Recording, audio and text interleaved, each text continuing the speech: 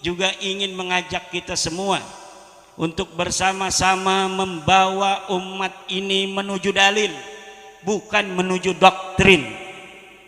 Bahkan haram bagi para santri, para kiai yang sudah balagha rutbatal ijtihad, dia sudah bisa membaca kitab, dia sudah bisa membaca ilmu qawaid, bagaimana istimbat, kemudian di dalam agama dia masih bertaklid kepada orang lain tanpa mau meneliti tentang apa saja, tentang agama, tentang doktrin-doktrin seperti tadi. Kita tidak boleh bertaklid, tetapi harus mengistimbati dengan dalil. Nahnu atsba'ud dalil haitsuma yamil namil. Kita adalah orang-orang yang mengikuti dalil, bukan mengikuti doktrin. Kemana saja dalil menuju, disitulah kita harus menuju. Ini yang diajarkan oleh para guru-guru kita dengan sanad yang tasalsul sampai kepada Rasulullah Muhammad sallallahu alaihi wa alihi wasallam.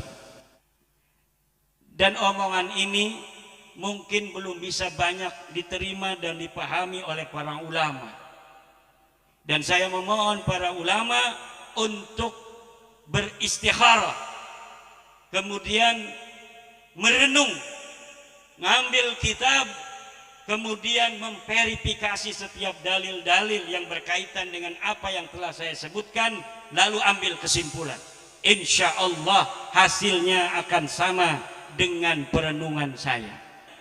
Ada dalil-dalil yang diperkosa, dari dalil-dalil yang khusus untuk ahli bait Nabi yang ada di masa Nabi, kemudian digunakan untuk kepentingan mereka agar manusia-manusia taat dan tunduk pada mereka, untuk kemudian digunakan bukan hanya untuk kegunaan agama tapi juga untuk kegunaan politik.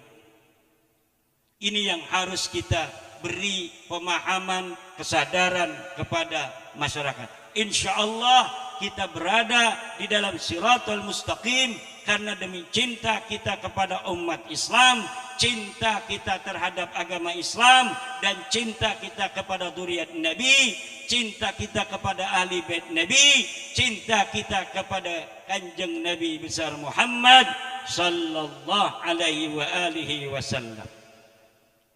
Ada orang yang bilang, "Hai Imaduddin, nanti kamu apakah tidak malu bertemu Rasulullah, telah menafikan, telah menyakiti dzurriyyatnya Nabi. Di saat nanti orang-orang akan memohon syafaatnya kanjeng Nabi, engkau tidak akan dilihat kalau engkau menyakiti daripada turunan Nabi. Tobatlah." Yang tobat itu orang yang ngaku-ngaku turunan Nabi tapi tidak terkonfirmasi oleh kitab-kitab nasab dan tes DNA-nya melenceng dari DNA kanjeng Nabi. Itu yang harus dia tobat. Assalamualaikum warahmatullahi wabarakatuh. Bismillahirrahmanirrahim. Alhamdulillahirabbil alamin. Nahmaduhu wa nasta'inuhu wa nastaghfiruhu wa na'udzu billahi min shururi anfusina min sayyiati a'malina. May yahdihillahu fala mudilla lahu wa may yudlil fala hadiyalah. Asyhadu an la ilaha illallah wahdahu la syarika lah wa asyhadu anna Muhammadan abduhu wa rasuluh. Allahumma shalli wa sallim wa barik ala sayyidina Muhammadin wa ala alihi wa ashabihi ajma'in. Amma ba'du. Saudaraku, pemirsa sekalian, sebangsa setanah air dimanapun Anda berada, semoga senantiasa dalam lindungan Allah, dimudahkan segala urusannya dan disembuhkan siapapun yang sakit di antara kita semua.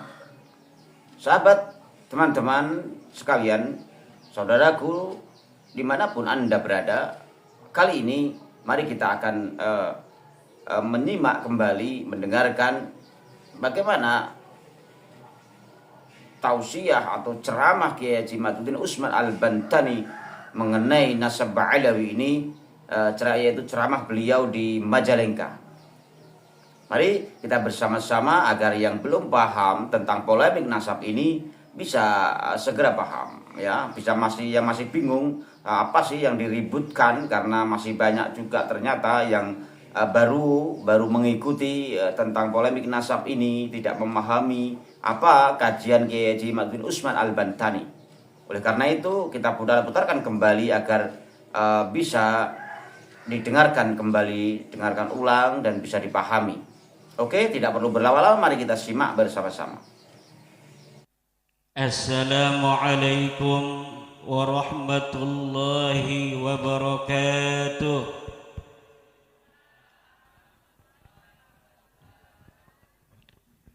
Assalamualaikum warahmatullahi wabarakatuh.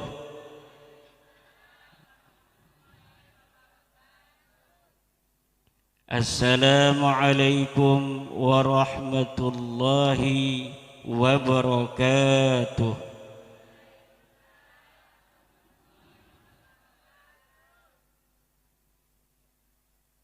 Bismillahirrahmanirrahim. Bismillahil kafi, Bismillahil wafi, Bismillahi rabbis samawati wal ardi, Bismillahilladzi la yadurru ma'asmihi syai'un fis samawati, Bismillahilladzi la yadurru ma'asmihi syai'un fil ardi wala fis samawati.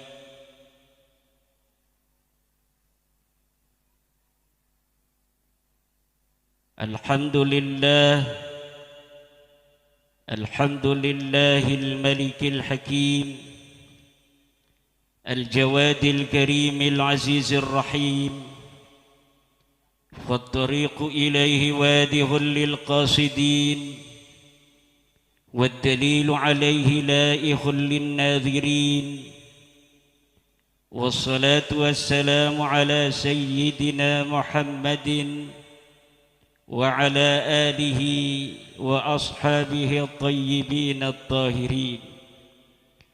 يا حي يا قيوم يا حنان يا منان يا ديان يا سلطان يا ذا الجلال والإكرام.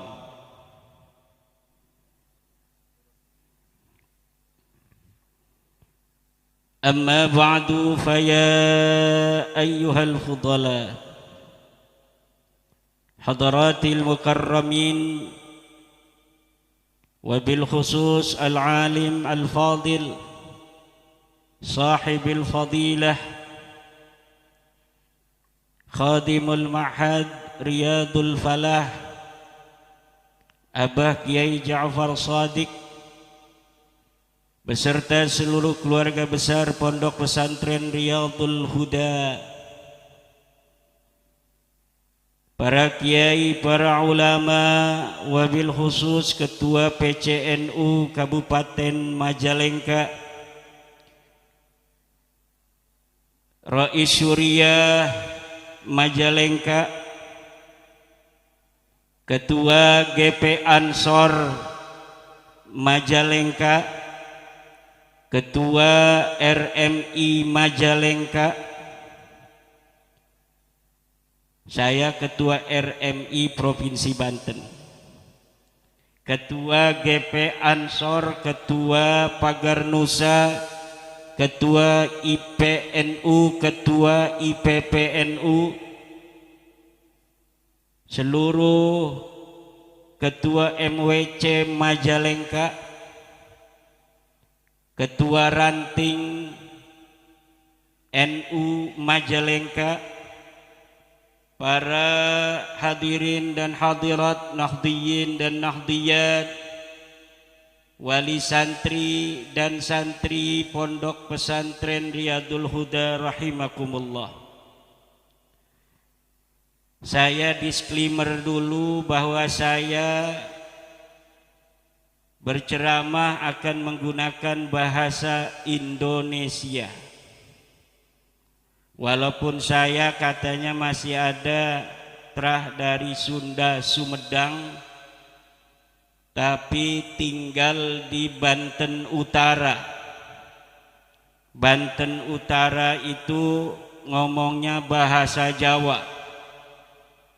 Dulu orang Demak, orang Cirebon mengiringi Sunan Gunung Jati Syarif Hidayatullah Sultan Maulana Hasanuddin, kemudian punya istri orang-orang Sunda di sana, berkembang biak tapi bahasanya tidak hilang bahasa Jawa.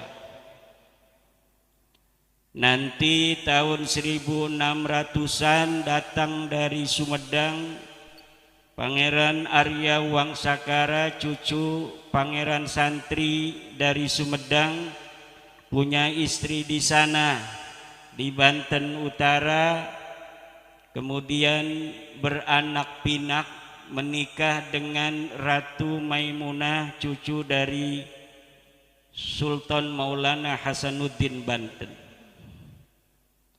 Hari ini sekitar 3 juta penduduk Banten menggunakan bahasa Jawa yang ada di Banten Utara, mulai dari Bojonegara, Kasemen, Bontang, Tirtayasa, Tanara, Kresek, Kronjo sampai di Mauk. Dari mulai kota Cilegon, Kabupaten Serang, kota Serang, dan 7 kecamatan di Kabupaten Tangerang. Itu bahasanya bahasa Jawa. Bahasa Sunda, saya kalau ada orang ngomong Sunda, jangankan Sunda kasar, Sunda halus saja ngerti. Tapi kalau untuk ngomong saya takut salah, karena tidak biasa ngomong Sunda. Jengjowokannya jengjowokan Sunda. Ilmu-ilmu yang dikasih oleh nenek, bagaimana cara pakai peci, apa yang dibaca, semuanya bahasa Sunda. Tetapi kalau ngomong untuk ceramah saya takut salah, nanti malu. Karena kalau ngomong berbeda dengan menulis. Saya lebih suka menulis daripada ceramah.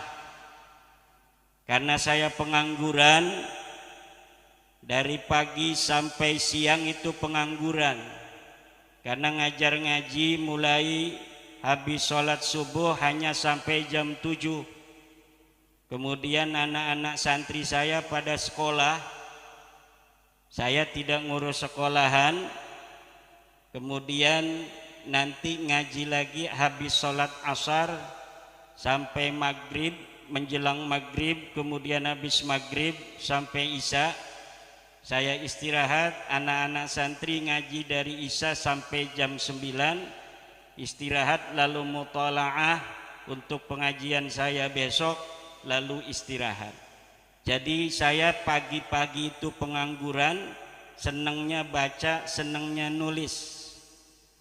Maka kalau tadi dikatakan tulisan saya lumayan banyak karena pengangguran.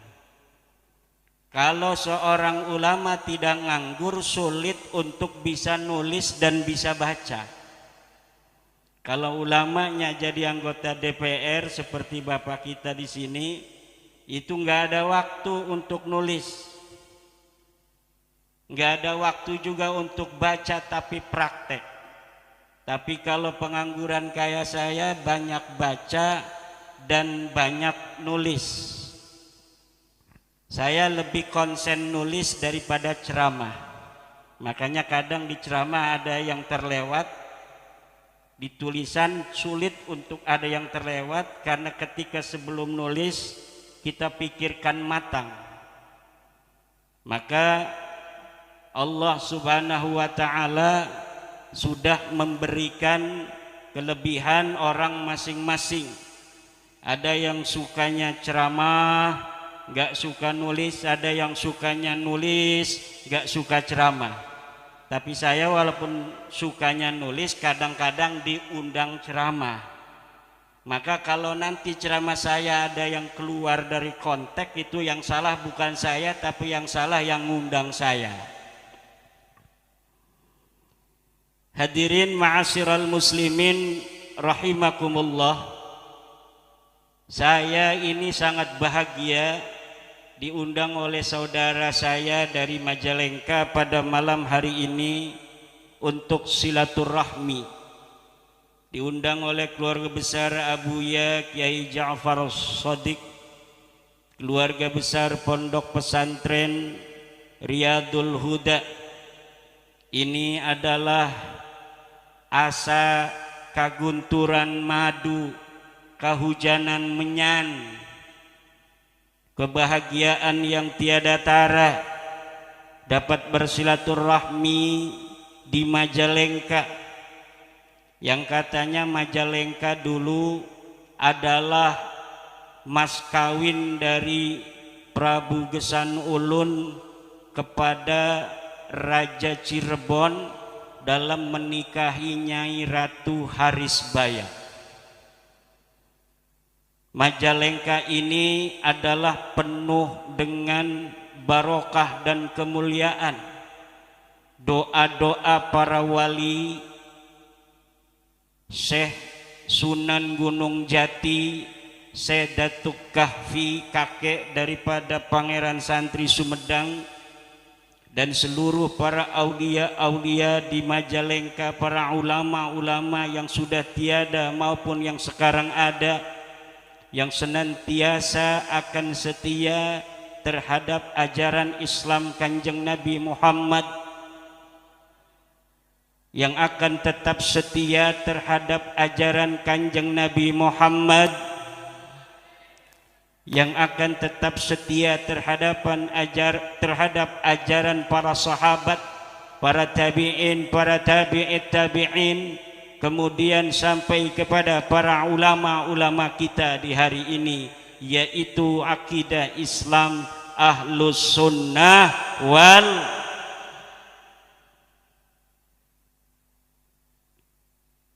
Pertama-tama, marilah kita panjatkan puja dan puji kepada Allah, salawat dan salam kepada Rasulullah, kepada para istri-istri Rasulullah, kepada para anak-anak Rasulullah, pada cucu-cucu Rasulullah, dan seluruh ahlu bait Rasulullah. Kita harus mencintai ahlu baitnya Rasulullah.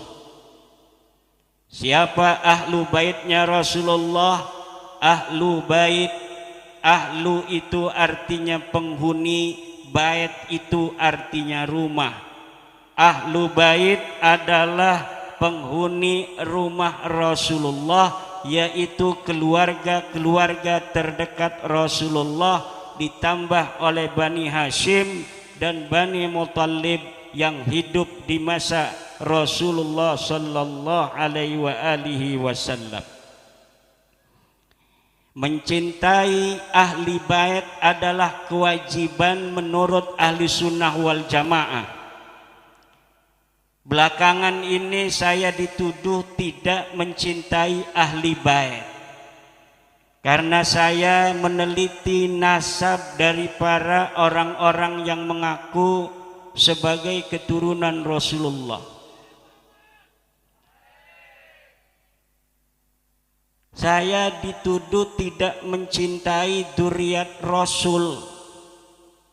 Saya bukan tidak mencintai dzurriyyat Rasul, tapi saya tidak percaya Anda yang mengaku-ngaku dzurriyyat Rasul sekarang ini sebagai dzurriyyat Rasul yang benar. Masalahnya di situ, bukan saya tidak mencintai dzurriyyat Rasul, tapi saya tidak percaya orang-orang yang selalu mengaku dzurriyyat Rasul hari ini adalah dzurriyyat Rasul yang asli. Berdasar apa? Berdasarkan penelitian saya tentang nasab-nasab para dzurriyyat Rasul dari kitab-kitab nasab abad keempat, abad kelima, abad keenam, abad ketujuh, abad ke-8, abad ke-9. Juga kemudian melihat dari abad ke-10 sampai abad ke-15 hari ini. Dari penelitian saya itu, orang-orang yang selalu mengaku-ngaku bahwa dirinya adalah keturunan Rasulullah ternyata tidak bisa dikonfirmasi bahwa mereka adalah keturunan Rasulullah, yaitu dari mereka yang mengaku sebagai keturunan Alwi bin Ubaidillah, yang Ubaidillah ini mengaku sebagai keturunan Ahmad.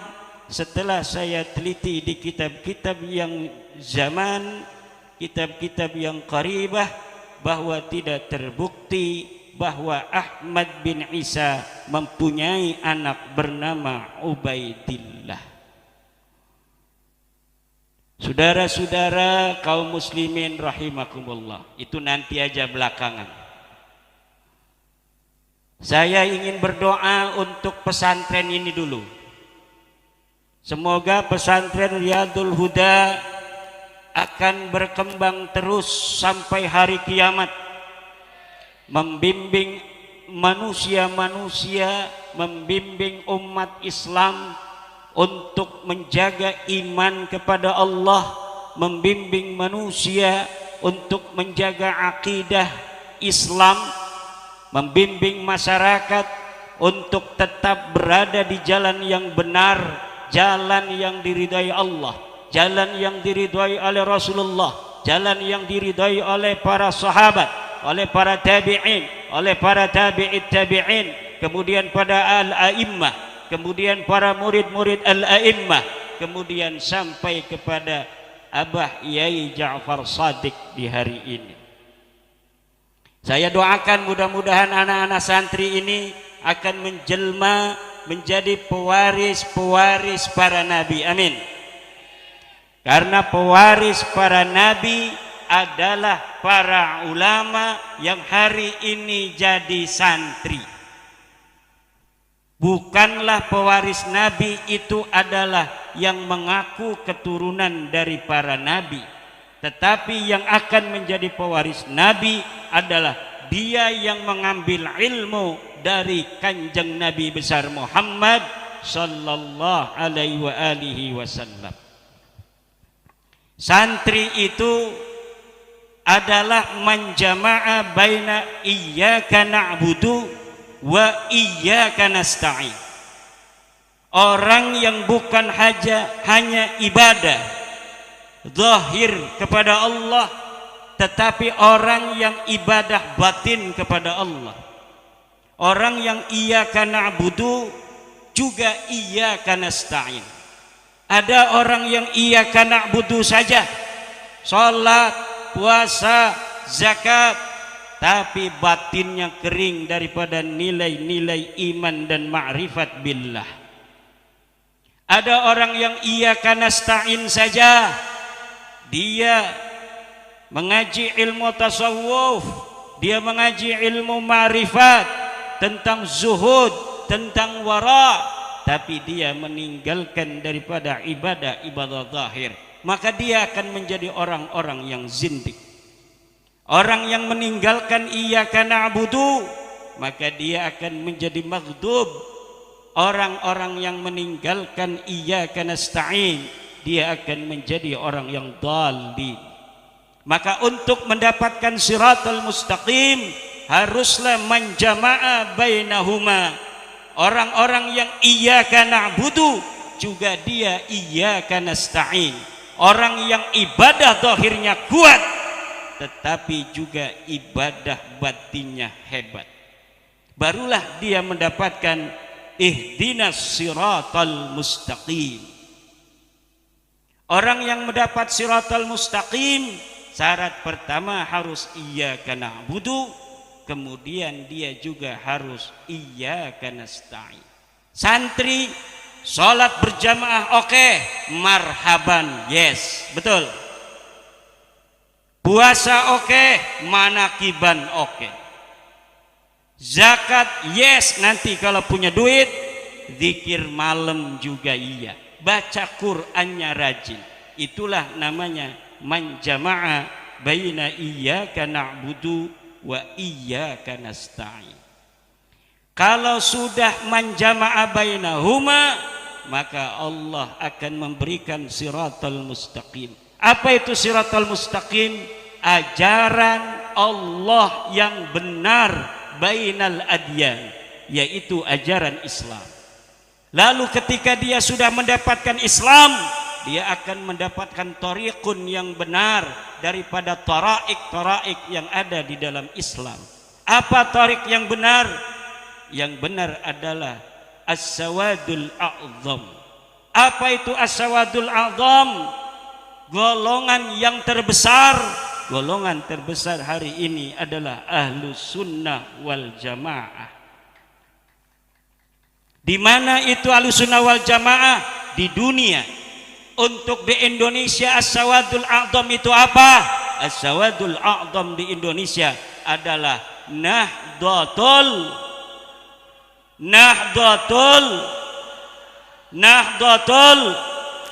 Siapa kita?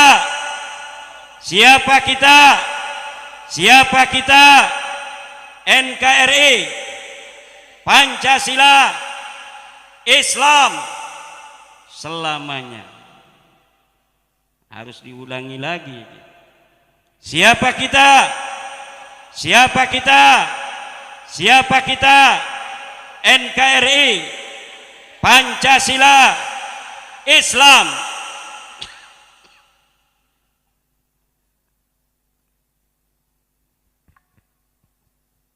Ajaran Islam yang hari ini ada di Indonesia adalah ajaran Islam yang dibawa oleh manusia-manusia bijaksana yang bukan hanya melihat zahirul asya tapi juga menginsafi bawatinuha. Bukan hanya melihat bagaimana zahir daripada beribadah kepada Allah, tetapi juga mengutamakan kebijaksanaan yang paripurna. Mereka itu siapa? Mereka adalah para wali songo.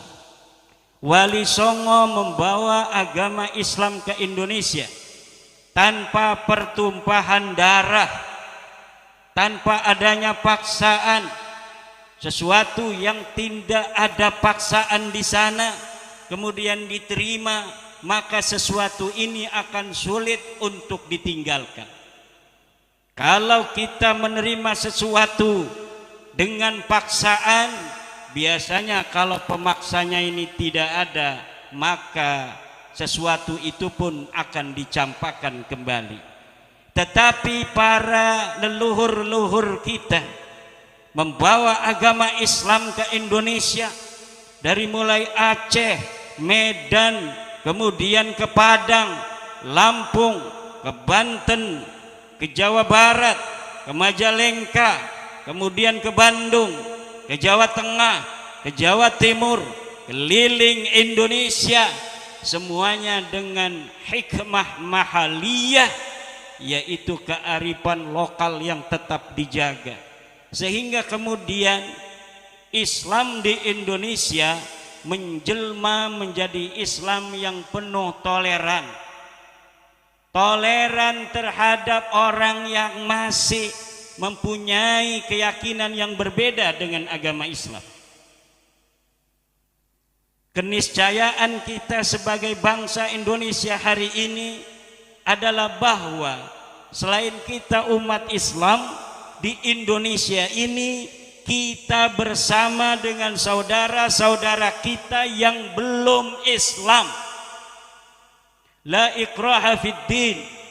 Tidak ada pemaksaan lagi dalam beragama Islam. Siapa yang masih memiliki agama yang lain hari ini di Indonesia tidak boleh dipaksa untuk masuk Islam. Kalau dapat hidayah, alhamdulillah, tapi mereka tidak boleh diintimidasi, mereka tidak boleh dipaksa untuk mengikuti keyakinan kita agama Islam. Kita harus saling hormat menghormati, kita harus saling sayang menyayangi sebagai suatu bangsa Indo. Dan ketika kita merdeka, wahai para ansor yang lagi ngelamun, jaketnya keren, kantongnya kadang kosong. Keniscayaan Indonesia ketika diperdekakan adalah kita terdiri dari berbagai macam suku bangsa. Kita terdiri dari berbagai macam agama. Kita terdiri dari berbagai macam kebudayaan. Maka kita kemudian menyatu menjadi bangsa Indonesia, bersepakat untuk hidup bersama selama-lamanya di bawah merah putih Garuda Pancasila Bhinneka Tunggal Ika dalam kerangka Negara Kesatuan Republik Indonesia. Kita harus menjaga selama-lamanya yang kita mampu, selama-lamanya yang kita bisa. Tidak boleh Indonesia ini sampai bubar kembali seperti dulu kala. Kita sudah beratus-ratus tahun leluhur kita ada di Pulau Nusantara ini. Kita jaga sejak dulu Kepulauan Nusantara dengan berbagai macam dinamika peradaban dan kebudayaan. Kemudian kita menjelma menjadi kerajaan-kerajaan, kesultanan-kesultanan. Kita telah penuh dengan sejarah-sejarah masa lalu leluhur kita, di mana di zaman kerajaan, di zaman kesultanan, untuk terjadinya suksesi pemimpin harus kadang-kadang satu saudara dengan saudara lainnya berperang. Paman dan ponakan saling bunuh. Tapi setelah Indonesia ini terbentuk, saudara-saudaraku sebangsa dan setanah air, tidak ada lagi antara satu keluarga dengan keluarga lainnya untuk menjadi pemimpin di suatu daerah saling perang dan saling bunuh-membunuh. Tidak ada lagi perang pedang, tidak ada lagi perang tombak, yang ada hanya perang amplop. Betul? Itu saja oleh negara kita sudah dilarang. Walaupun dilarang, para calon punya gaya sendiri untuk tidak ketahuan. Tapi kalau kita berkaca di masa lalu, lebih parah. Kalau kita berkaca di masa lalu, jangan sampai kita kembali ke zaman itu. Dengan segala prestasi leluhur kita di dalam mengislamkan kita bangsa Indonesia, dalam sebuah kerajaan, dalam sebuah kesultanan, tapi di sana ada nilai-nilai yang kurang baik, yaitu peperangan yang terjadi untuk sebuah suksesi kepemimpinan. Lihat sejarah-sejarah Indonesia. Lihat sejarah-sejarah kerajaan-kerajaan kita. Dah, sekarang ada orang yang menawarkan agar kita kembali ke masa khilafah. Khilafah itu kerajaan yang seorang raja, jika ia mati maka akan digantikan oleh anaknya. Walaupun yang digunakan adalah sistem Islam, tetapi di dalam suksesi seorang anak menggantikan ayahnya. Kemudian dia menjadi raja. Kadang-kadang antara satu anak dengan anak lainnya ingin jadi raja. Ini cari pendukung, ini cari pendukung. Akhirnya mereka berperang. Dan sejarah-sejarah kita dipenuhi peperangan itu bukan peperangan agama. Agama Islam ini dikembangkan dengan cinta. Namun ketika politik ada di sana, baru ada peperangan. Jadi yang membuat perang itu bukan agama, tetapi politik. Maka politik dan agama tidak boleh untuk dijadikan sebuah paket, di mana kadang-kadang orang tidak bisa membedakan apakah dia sedang bicara politik ataukah dia sedang bicara agama. Kadang-kadang bicaranya seperti agama, tapi tujuannya politik semata.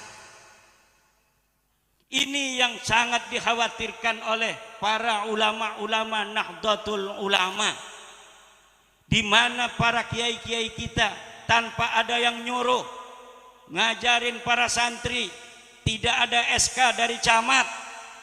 Kadang-kadang mau minta SK aja susah dari Kemenag, betul? Agar sesuai dengan aturan harus ada izin operasional, kita mengajukan diri, kadang-kadang 3 bulan baru jadi, betul? Tanpa adanya izin, tanpa ada yang nyuruh, para kiai-kiai ngajarin ngaji setiap malam kepada masyarakat seminggu sekali. Kadang kiainya yang ngajar, kiai juga yang bawa makanan dan kopi serta minuman lainnya, betul? Itulah keikhlasan yang diajarkan oleh para leluhur kita Auliyaut Tis'ah. Itulah yang diajarkan oleh para ulama-ulama kita masa lalu. Mereka banyak yang keturunan Rasulullah, tetapi mereka tidak pernah mengatakan sebagai keturunan Rasulullah. Mereka perdekakan bangsa Indonesia masa lalu sebelum ada Indonesia ini dari kekafiran. Kemudian mereka bersama-sama orang yang diperdekakan dari kekafiran itu membina umat itu menuju Allah tanpa ada kasta, menuju Allah tanpa merasa mereka lebih berjasa dari yang lainnya. Dilanjutkan oleh para ulama-ulama pelanjut mereka, yang kadang-kadang ulama pelanjut mereka itu adalah keturunan langsung dari para ulama-ulama Auliyaut Tis'ah itu. Namun kadang-kadang keturunannya pun tidak pernah mengatakan bahwa saya adalah keturunan dari Wali Songo. Untuk apa?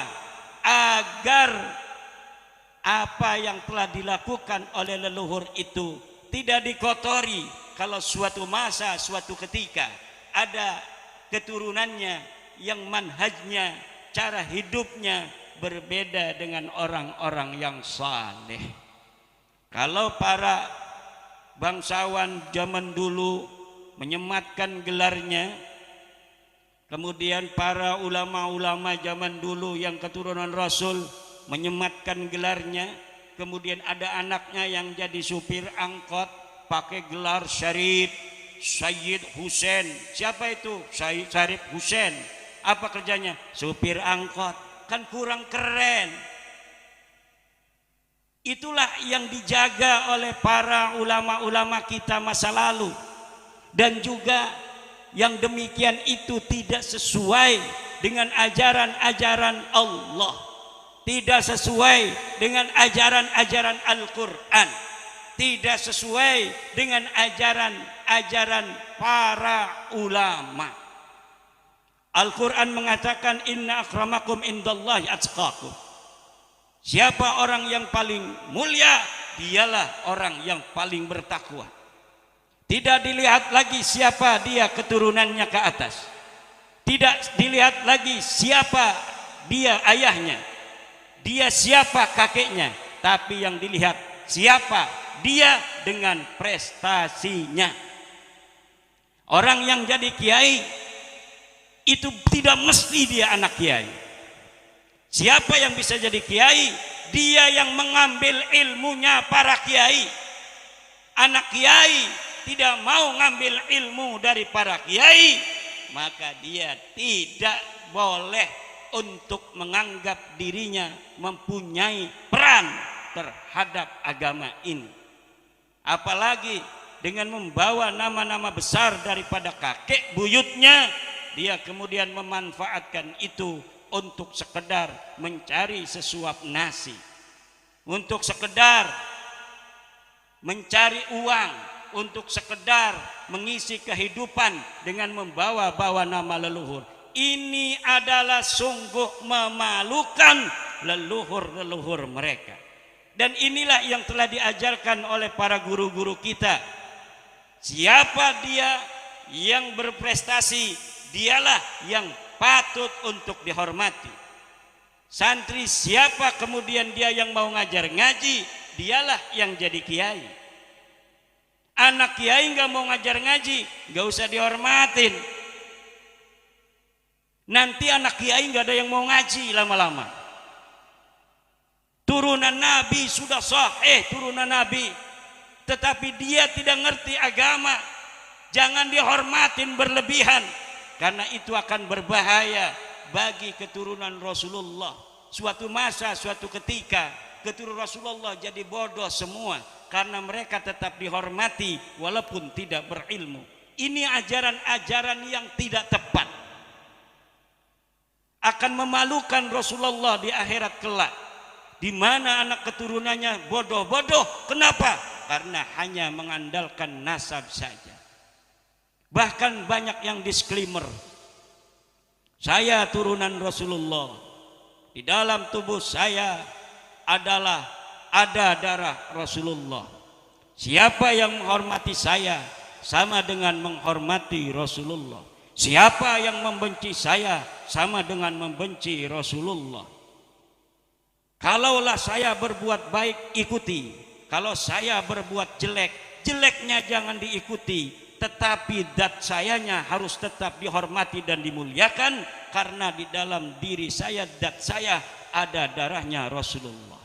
Ini ajaran-ajaran sesat. Bahkan istri-istri Nabi dikatakan dalam Al-Quran, kalau mereka berbuat yang tidak baik, maka dosanya 2 kali lipat. Wa ulhiqa bihinna manin tasaba ilaihi sallallahu alaihi wa alihi wasallam min ahlihi ghairihinna wa min durriyatihi sallallahu alaihi wa alihi wasallam. Hadirin ma'asyiral muslimin rahimakumullah. Inilah pada malam hari ini saya hadir memenuhi undangan Abah Yai Ja'far Shadiq. Selain untuk bersilaturahmi, juga ingin mengajak kita semua untuk bersama-sama membawa umat ini menuju dalil, bukan menuju doktrin. Bahkan haram bagi para santri, para kiai yang sudah balagha rutbatal ijtihad, dia sudah bisa membaca kitab, dia sudah bisa membaca ilmu qawaid, bagaimana istimbat, kemudian di dalam agama dia masih bertaklid kepada orang lain tanpa mau meneliti tentang apa saja, tentang agama, tentang doktrin-doktrin seperti tadi. Kita tidak boleh bertaklid, tetapi harus mengistimbati dengan dalil. Nahnu atsba'ud dalil haitsuma yamil namil. Kita adalah orang-orang yang mengikuti dalil, bukan mengikuti doktrin. Kemana saja dalil menuju, disitulah kita harus menuju. Ini yang diajarkan oleh para guru-guru kita, dengan sanad yang tasalsul sampai kepada Rasulullah Muhammad sallallahu alaihi wa alihi wasallam. Kalau kita beragama tanpa sanad, maka seluruh orang bisa berkata apa saja. Laulal isnadu laqala man syaa ma syaa. Kalaulah tidak ada sanad, maka siapa saja bisa berkata apa saja. Hadis kalau tidak ada sanad, maka siapa saja bisa bikin hadis palsu. Hari ini 1442 Hijriah, 1444 Hijriah. Anak Presiden Jokowi siapa? Kaisang dan Gibran, 2. Kalau saya Imaduddin mencatat sekarang, bikin sebuah buku, anak Presiden Jokowi 3, 1 Kaisang, 2 Gibran, 3 Imaduddin. Kalau sekarang saya katakan, pasti ketahuan saya bohong, betul. Tapi kalau buku ini saya taruh di dalam sebuah peti besi, kemudian saya gembok, saya merekin, dibuka tahun 2500 Masehi. 500 tahun lagi dibuka ini kotak besi oleh seseorang yang menggali sepiteng. Kemudian ditemukan sebuah kitab saya itu yang di dalamnya menyatakan bahwa anak Pak Jokowi 3, Gibran, Kaesang, dan Imaduddin. Lalu orang itu membaca, oh berarti Imaduddin yang ada di 2023 yang sekarang banyak keturunannya di Kresek itu adalah keturunan daripada raja besar di Indonesia zaman itu, yaitu namanya Bapak Jokowi. Mulai dari situ kemudian keturunan saya yang ada di Kresek itu akan ganti silsilah menjadi kemudian luhurnya Imaduddin bin Jokowi.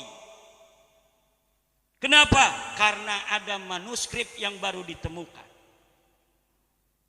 Kemudian setelah beberapa ratus tahun akan semakin kokoh, akan semakin kokoh, akan semakin kokoh. Nanti tahun 3000 seluruh keturunan saya sudah masyhur dan istifadah bahwa keturunan daripada raja besar di Indonesia yang dulu berkuasa bernama Insinyur Haji Joko Widodo. Lalu tiba-tiba kedengeran nama orang Solo. Di sana katanya di daerah Tangerang, Banten ada keturunan Insinyur Joko Widodo raja besar tahun 2023. Keturunan Pak Kaesang dan Pak Gibran tidak terima. 500 tahun yang lalu sudah dicatat oleh Bapak Jokowi di dalam bukunya, dan ini ada manuskripnya berupa kartu keluarga dari Dukcapil bahwa anaknya Pak Jokowi cuma 2, yang laki-laki yaitu Gibran dan Kaesang. Kemudian ributlah ini tahun 3000 karena keturunan saya juga sudah masyhur di Tangerang sebagai keturunan daripada raja besar Indonesia Bapak Joko Widodo. Kenapa saya bilang itu raja besar? Karena siapa saja yang jadi presiden Indonesia hari ini lebih besar daripada Hayam Wuruk, saudara. Lebih besar kekuasaannya daripada Sunan Gunung Jati. Lebih besar kekuasaannya daripada Raden Patah Demak. Lebih besar kekuasaannya daripada Raden Wijaya. Lebih besar kekuasaannya daripada Raja Aceh. Karena Indonesia ini adalah menjadi pemersatu seluruh kerajaan-kerajaan besar yang dulu ada di Nusantara, sekarang menjadi Indonesia. Jangan gegabah menjadi anak presiden Indonesia karena dia merupakan raja besar. Bangga dong. Nanti keturunan saya itu yang sudah ada manuskrip bahwa mereka adalah keturunan daripada Bapak Joko Widodo itu. Tetapi ketika ada yang membatalkan dari Solo keturunan Bapak Jokowi, bahwa dalam manuskrip asli keluarga Pak Jokowi yang ada di Solo tidak ada anak Pak Jokowi namanya Imaduddin. Apa yang akan terjadi? Itulah yang banyak terjadi dengan nasab-nasab palsu. Dia bisa untuk syuhra dan istifadah, tetapi syuhra dan istifadahnya disebut dengan syuhratun hadisatun. Kemasyhuran yang baru datang bukan di masa orang itu hidup. Sementara ketika didebatkan nanti oleh keturunan Pak Jokowi tahun 3000 itu, ini berdasarkan buku sejarah Indonesia yang dipelajari di sekolah dasar, bahwa Pak Jokowi punya anaknya 2. Ini dikarang tahun 2900. Ini tahun 2700 ada, ini 2500 ada, ini 2400 ada, ini 2000 sekian ada. Lalu Anda tahun berapa? Ini tahun sekian, adanya di mana? Di Kresek. Lah, ini datanya data mayor, adanya di Solo. Berarti yang menang adalah data mayor. Ada data mayor, ada data minor. Data mayor itu adalah data yang ditulis oleh ulama yang ada di tempat itu. Data minor adalah data-data pembanding yang ditulis oleh orang-orang yang di luar itu. Ada data primer, yaitu data-data yang ditulis pada zaman di mana tokoh itu ada. Ada data sekunder, yaitu data yang ketika data primer itu tidak ditemukan, maka data sekunder yang ditulis setelah orang itu ada beberapa masa yang paling dekat, itu juga bisa dijadikan sebagai patokan. Inilah di dalam tradisi ilmiah, baik di kampus maupun di pesantren sudah ada. Jangan disamakan dengan hadis. Hadis katanya dikodifikasi, ditadwin itu pada abad ketiga. Kata-kata Rasul ada di 1 Hijriah, tetapi dicetaknya, ditulisnya abad ketiga, 300 tahun setelah itu. Berarti katanya tidak bisa dong Ini dikatakan hadis asli karena apa? Karena tidak ada kitab yang ditulis di zaman Nabi. Ini goblok cara berpikirnya. Hadis itu diriwayatkan oleh seorang guru kepada muridnya. Dari seorang murid kepada muridnya lagi. Dari seorang murid kepada muridnya lagi. Dan ini bisa diverifikasi oleh kitab-kitab ruwat, oleh kitab Isobah fil Rijal, oleh kitab Al-Jarh wa Ta'dil. Namanya siapa? Misalnya Imam Syafi'i mendapatkan hadis daripada Imam Malik, Imam Malik mendapatkan hadis dari Imam Nafi', Imam Nafi' mendapatkan hadis daripada Ibnu Umar, Ibnu Umar mendapatkan hadis dari Rasulullah. Ditulislah kemudian di dalam Musnad Imam Syafi'i tentang suatu hadis yang dia dapatkan dari Imam Malik. Ini bisa diverifikasi, diteliti oleh para ahli hadis. Betul enggak Imam Syafi'i hidup sejaman dengan Imam Malik? Katanya dia mendapatkan hadis dari Imam Malik. Dari sisi ittisalus sanad diperiksa.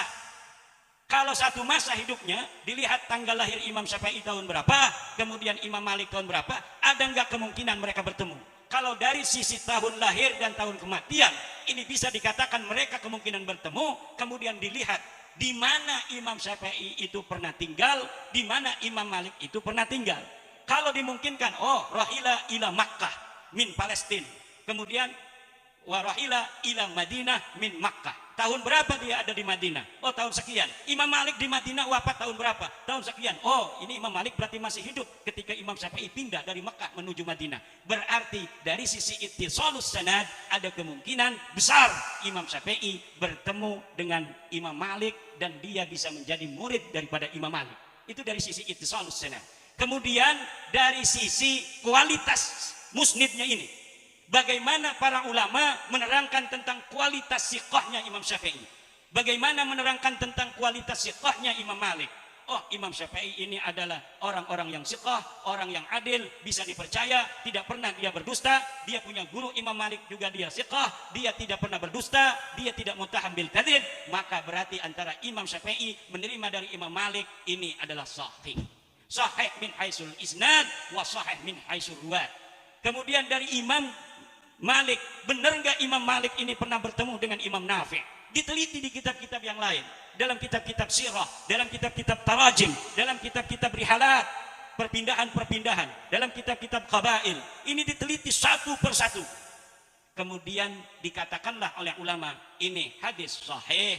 Kalau misalnya ada orang ternyata dia ini bertemu, tetapi dia pernah berdusta, disaksikan oleh orang dan dapat dibuktikan kedustaannya, maka kemudian dia disebut oleh ulama-ulama ahli jarh wa ta'dil kadzdzab atau muttaham bil kadzib, maka hadisnya turun derajatnya. Walaupun ittisal sanadnya, tetapi dia kemudian menjadi dhaif. Apakah ketika kita mendhaifkan hadis, mengatakan hadis ini munqati, adalah kita menyakiti Rasulullah? Tidak. Ini namanya kita sedang membersihkan hadis-hadis Rasul daripada hadis-hadis palsu. Ini besar loh nama Rasulullah. Katanya Rasulullah berkata demikian.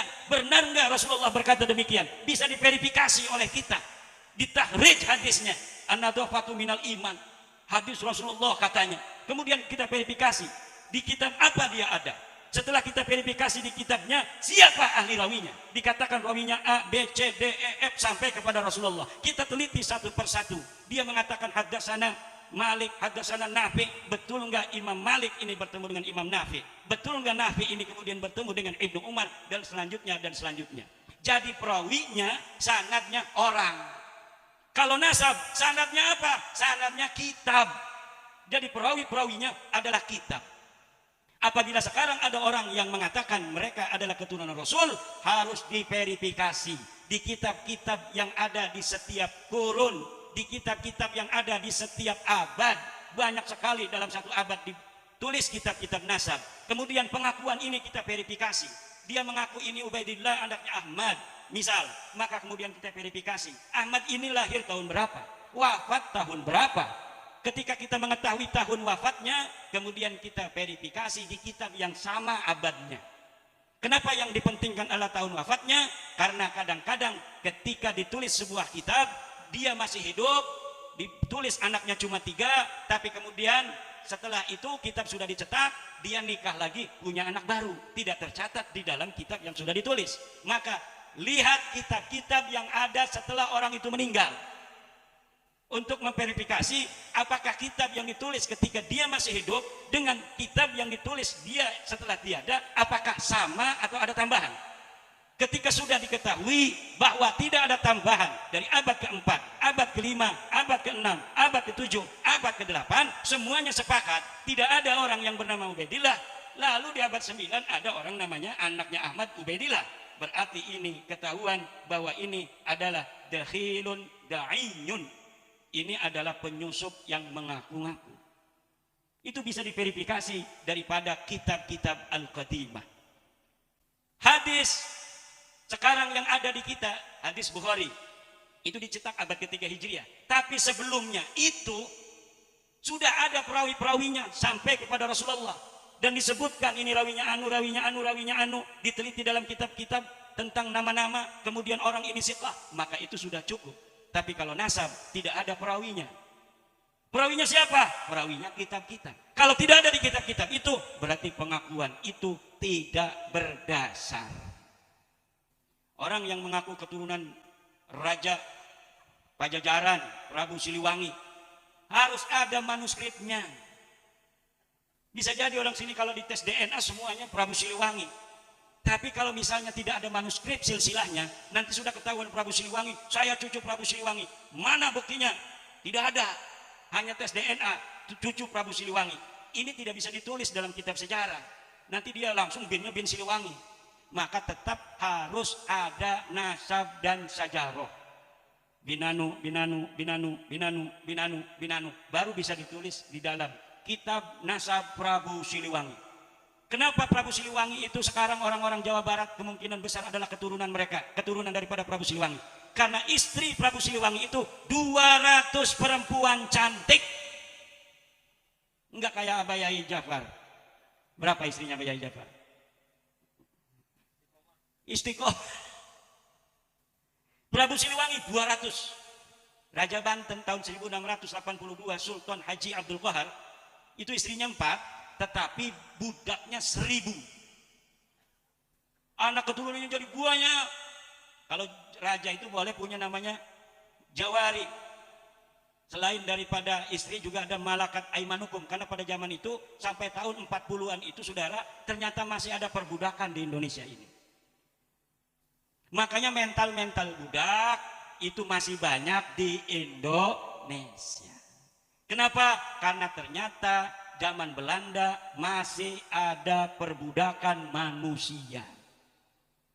Sejak kita Indonesia semuanya manusia merdeka. Bukan manusia merdeka dari sisi tidak ada yang menjajah, tapi kita juga harus merdeka dari setiap doktrin-doktrin yang melemahkan kita sebagai manusia. Doktrin-doktrin yang mengatakan bahwa manusia berbeda dari sisi keturunannya itu harus dilawan. Kenapa? Karena akan mengakibatkan manusia menjadi berbeda-beda berdasar keturunannya. Orang sering menuduh bahwa agama Hindu agama kasta. Bukan, saudara. Agama Hindu itu bukan agama kasta.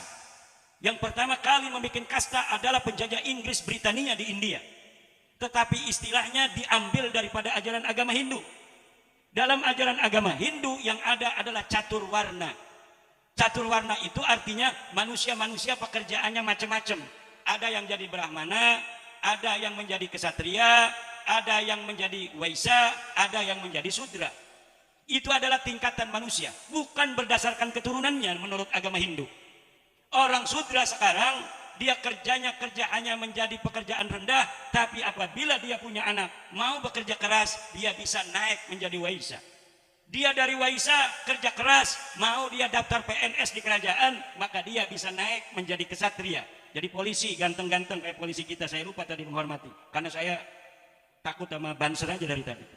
Ada tentara-tentara kita, petani di Indonesia bisa jadi tentara. Petani bisa menjadi seorang polisi. Siapa saja bisa menjadi apa saja. Ini sama dengan ajaran agama Hindu. Jangan kita mendiskreditkan ajaran agama Hindu sebagai ajaran kasta. Tidak ada ternyata. Ajaran kasta itu adalah ajaran penjajah yang ada di Indonesia.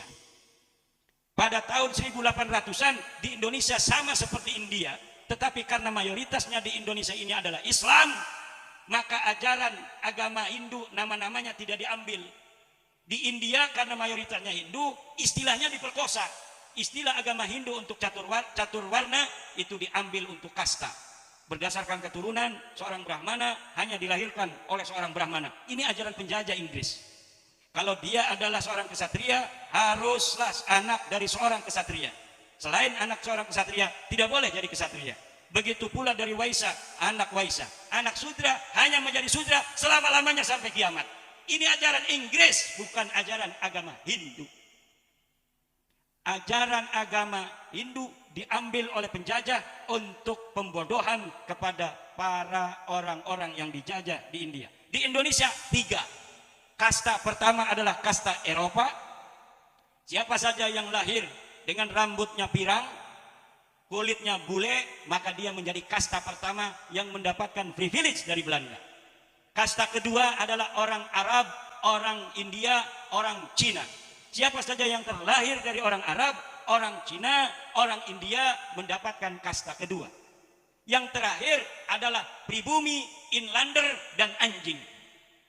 Makanya sering di zaman penjajahan ada kata-kata pribumi dan anjing tidak boleh masuk. Itu bukan hanya omongan halusinasi, tetapi dapat dibuktikan oleh dokumen-dokumen sejarah. Dan itulah yang menjadikan kita hari ini masih banyak bermental-mental inlander. Bermental-mental inlander yang inferior kalau berhadapan dengan orang dari bangsa lain. Ketemu dengan bule di Borobudur, kita pengen foto. Padahal si bule bukan siapa-siapa. Dia hanya turis miskin, datang ke Indonesia pas-pasan. Kadang-kadang dia jadi gelandangan di Bali, tapi karena kita inferior, merasa orang bule itu superior, akhirnya kita pengen foto, bangga sekali foto dengan orang bule. Ini harus dikikis dari seluruh bangsa Indonesia yang mereka ternyata keturunan raja. Zaman sekarang ini ada yang aneh, keturunan sultan yang menguasai dari daerah yang luas. Leluhurnya itu banyak jasa mengislamkan manusia.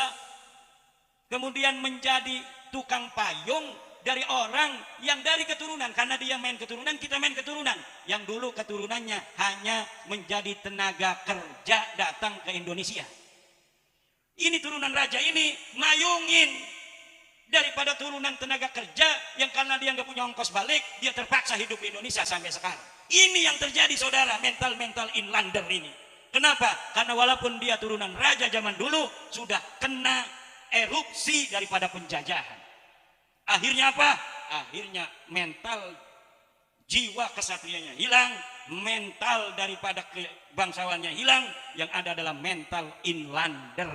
Mental-mental pribumi yang diciptakan oleh Belanda harus tunduk kepada orang-orang yang kastanya lebih tinggi daripada dia. Ini yang harus menjadi perhatian ulama. Wajib bagi para ulama, bagi para santri untuk menjaga umat Islam ini agar merdeka, bukan hanya merdeka dari penjajah, tapi dari doktrin-doktrin sesat yang mirip dengan doktrin-doktrin penjajah. Bahkan walaupun doktrin ini berdasarkan berbungkus agama, harus kita lawan. Kita verifikasi kembali dalil-dalil yang mereka pakai untuk mendoktrin umat agar menjadi anak buahnya. Kita harus verifikasi kembali kebenaran, kesahihan dari setiap hadis yang mereka ungkapkan agar kita tunduk dan patuh menghormati mereka. Kenapa? Karena ini dimanfaatkan untuk mereka dan golongan mereka untuk memperbudak kita. Dan omongan ini mungkin belum bisa banyak diterima dan dipahami oleh para ulama. Dan saya memohon para ulama untuk beristikharah, kemudian merenung, ngambil kitab, kemudian memverifikasi setiap dalil-dalil yang berkaitan dengan apa yang telah saya sebutkan, lalu ambil kesimpulan. Insya Allah hasilnya akan sama dengan perenungan saya. Bahwa ada masalah dalam doktrin-doktrin mencintai dzurriyyat Nabi. Ada masalah dalam doktrin-doktrin kita mencintai ahlu bait Nabi. Ada dalil-dalil yang diperkosa. Dari dalil-dalil yang khusus untuk ahli bait Nabi yang ada di masa Nabi, kemudian digunakan untuk kepentingan mereka agar manusia-manusia taat dan tunduk pada mereka, untuk kemudian digunakan bukan hanya untuk kegunaan agama, tapi juga untuk kegunaan politik. Ini yang harus kita beri pemahaman, kesadaran kepada masyarakat. Insya Allah kita berada di dalam Shiratal Mustaqim karena demi cinta kita kepada umat Islam, cinta kita terhadap agama Islam, dan cinta kita kepada dzurriyyat Nabi, cinta kita kepada ahli bait Nabi, cinta kita kepada Kanjeng Nabi besar Muhammad sallallahu alaihi wasallam.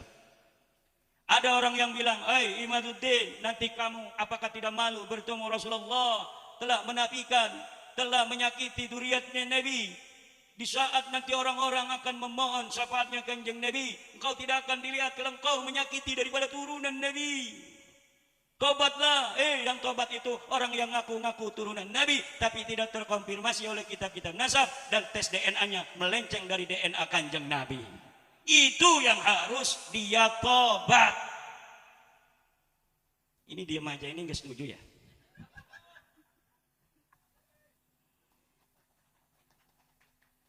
Ini udah malam juga. Kata ibu-ibu, kok ceramahnya nggak ada lucu-lucunya? Saya nggak bisa ceramah lucu, Bu. Kita sekarang ceramahnya harus serius sedikit. Orang NU nggak kuat biasanya. Sebenarnya nggak lucu-lucu itu nggak kuat. Serius-serius itu nggak kuat. Nggak diajarkan oleh para leluhur kita mengajarkan agama terlalu serius, nggak. Ini dari tadi yang ngerokok aja jarang. Kenapa? Harus merokok. Ini serius begini.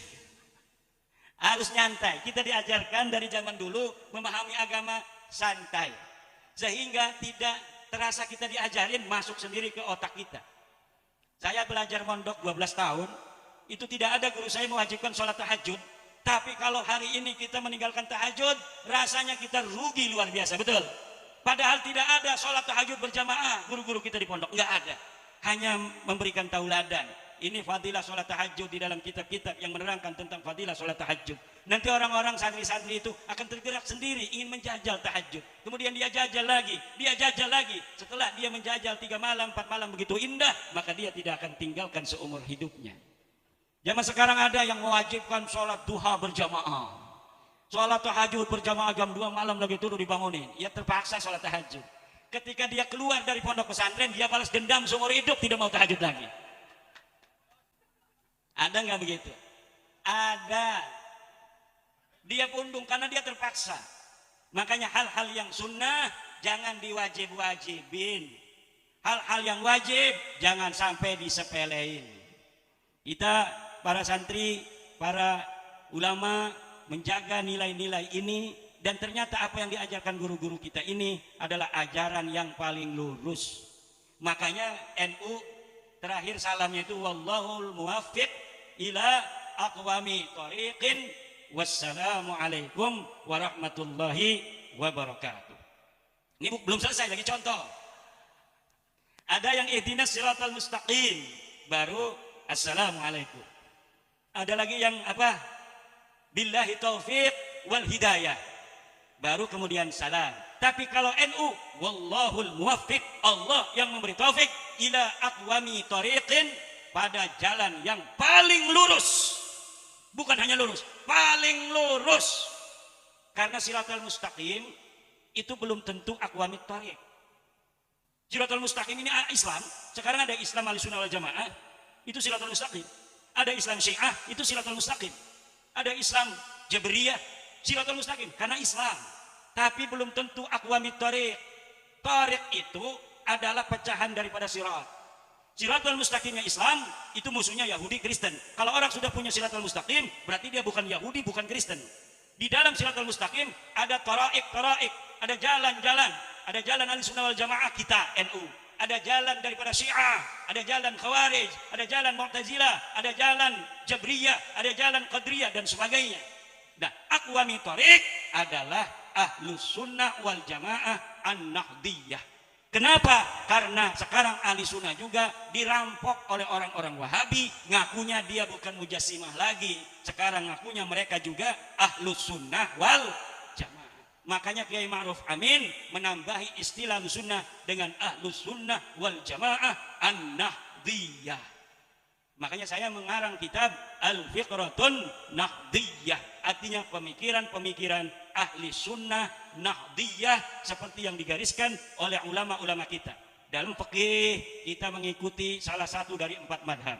Madhab Imam Hanafi atau madhab Imam Malik. Daripada tasawuf, Imam Ghazali dan Imam Junaid al-Baghdadi. Kenapa harus Imam Junaid dan Imam Ghazali? Karena tasawufnya tasawuf sunni man jama'a baina al-fiqhi wat tasawuf.